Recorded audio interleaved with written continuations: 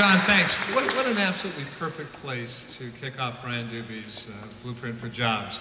In a place that's based in Vermont with great people using Vermont technology, manufacturing in the heart of Vermont. This is what this is all about. And I want to thank all of you for attending to show your support. I'd like to introduce another Vermont-based job system that can speak to Brian's involvement, and that's Greg Donahue of Abutron.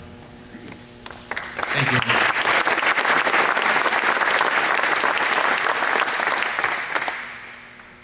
Well, I had the pleasure of meeting Brian a couple of years ago.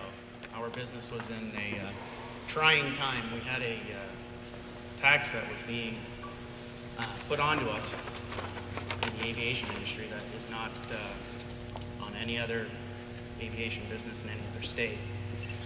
So what this was going to do to us is make us it was very challenging. I mean, there's 1,500 repair shops in the United States, and there's a handful of airlines. So it's a competitive business. We were looking at facing additional taxes, and we said, well, we can't compete. We can't do that here. We're going to have to move to any of our neighboring states.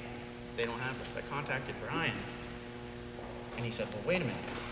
How's this going to affect your business? I said, well, we can't pass this tax on. This tax, no other competitor has to pay it. Our customers aren't going to pay it. We can't absorb it. We'll have to move. We lined up a building in Plattsburgh, New York. We talked to them. They said, okay, come on over. You can come over here. We're not going to apply this tax. We said, well, Brian, this is what we're going to have to do. He said, wait a minute. Let me get the chamber involved. Let me get the economic development department involved. Let's see what we can do. So after testifying, educating the state on how the aviation industry worked, we sat down, we met with some committees in the Senate and in the state, in the House, and said, this is what it is, these are the alternatives, what can we do? So we were able to suspend the tax.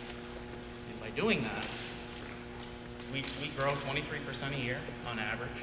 We're adding employees every year. It's a great business. It's growing. There's 27,000 jobs in this state that are affected by the aviation industry.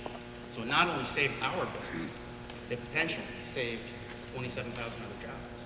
So I would just like to thank Brian for that and for supporting our industry. And I know as governor, he's going to do it to the rest of the industries throughout the throughout Vermont. And thank you, Brian. I appreciate it.